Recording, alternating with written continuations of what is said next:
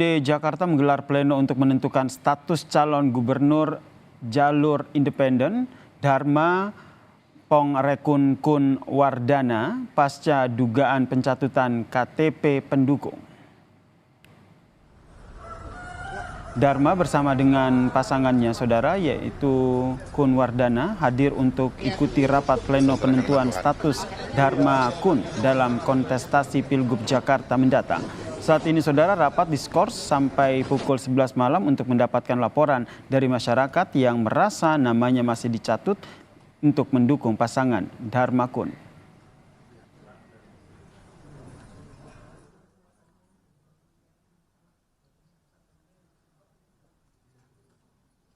Lalu bagaimana hasil pleno KPUD Jakarta dalam menentukan status Bacagub jalur independen ini saudara? Kita tanyakan kepada jurnalis Kompas TV ini Putu Trisnanda di kantor KPUD Jakarta. Selamat malam Putu. Jadi apakah sudah ada hasil terkait dengan pleno KPUD ini?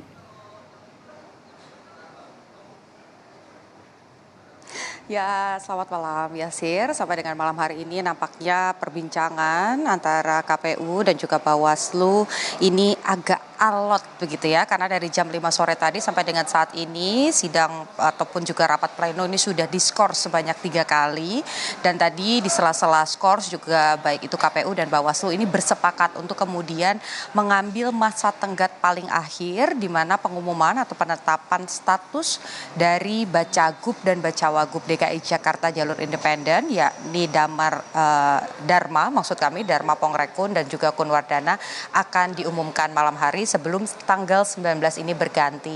Tapi tadi juga sebetulnya masih banyak pertanyaan yang kemudian belum bisa dijawab baik itu oleh KPU ataupun Bawaslu terkait dengan apakah ada indikasi kecurangan, apakah kemudian data yang sudah terverifikasi ini sudah jelas angkanya berapa, kemudian yang tidak termasuk atau tidak dihitung secara detail ini ada berapa, ini tidak disampaikan oleh Bawaslu.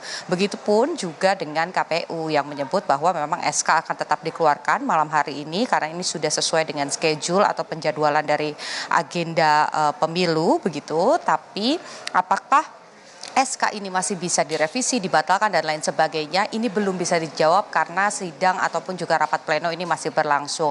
Tadi Bawaslu juga menyebut bahwa alasannya kenapa rapat pleno ini baru akan diselesaikan jelang tengah malam karena ini memang masih menunggu laporan dari masyarakat. Lebih lengkapnya Yasir dan juga saudara berikut pernyataan dari anggota Bawaslu DKI Jakarta Reki Putra Jaya. Malam ini untuk menyelesaikan tanggal 19 itu kami kira sangat baik ya usulannya untuk mari kita selesaikan sampai dengan jam 11 partisipasi masyarakat kami buka baik Bawaslu maupun KPU untuk menyampaikan kira-kira kalau ada nama-nama yang masih diduga tercantum di dalam dukungan tersebut. Sejauh ini belum ada penetapan ya Pak? Itu kita tunggu selesai nanti.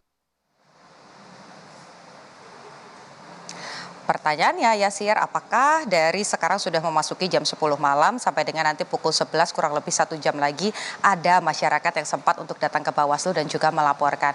Karena sebetulnya yang memiliki tugas ini baik itu KPU dan juga Bawaslu dua-duanya ini memiliki peran.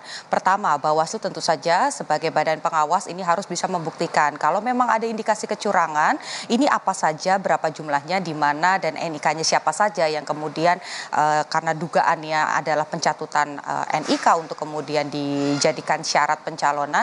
Itu siapa saja, ini yang harus bisa dibuktikan Bawaslu karena kalau tidak nanti SK yang diterbitkan oleh KPU bisa jadi ini cacat prosedural karena pertanyaannya juga menjadi rancu adalah ketika SK KPU keluar tapi Bawaslu masih menerima laporan-laporan dari masyarakat bahkan setelah tanggal 19 Agustus 2024 nanti kalau di tengah-tengah ternyata jumlahnya lebih banyak apakah SK tersebut bisa dibatalkan, ini yang kemudian hanya bisa dijawab oleh KPU berdasarkan dengan peraturan yang dimiliki oleh KPU. Terlepas dari itu semua, yang kemudian menjadi sorotan adalah situs ataupun juga website yang dimiliki KPU yang kemarin juga sempat ramai diperbincangkan karena katanya ada banyak data yang masuk, NIK-nya dicatut, tapi kalau KPU beralasan itu data yang tercatut dan sudah dilaporkan ke Bawaslu itu termasuk dengan TMS atau tidak memenuhi syarat sehingga tidak dihitung sebagai jumlah syarat dari pencalonan Dharma Pongrekun dan juga Kun Wardana. Tapi sampai dengan saat ini juga masih menjadi pertanyaan, itu berapa datanya? Padahal KPU sebagai penyelenggara, bukan hanya sebagai operator, ini memiliki tanggung jawab untuk menjaga hak pemilih yang ada di DKI Jakarta khususnya.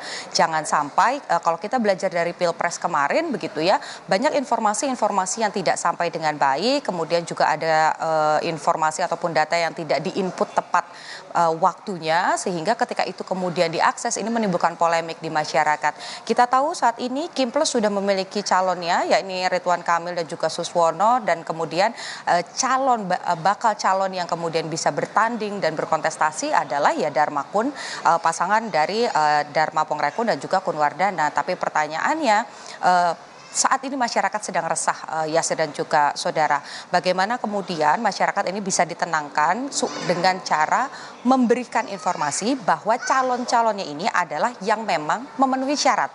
Ini yang kita nantikan, bagaimana hasil rapat pleno nanti, masih jam 11, masih 1 jam lagi. Apa keputusan dari KPU dan apa hasil dari Bawaslu rekomendasinya? Ada kecurangan atau tidak, dan lolos atau tidak pasangan jalur independen ini? Yasir. Terima kasih jurnalis Kompas TV Niputu Trisnanda atas informasinya terkait dengan rapat pleno yang digelar di kantor KPU Jakarta.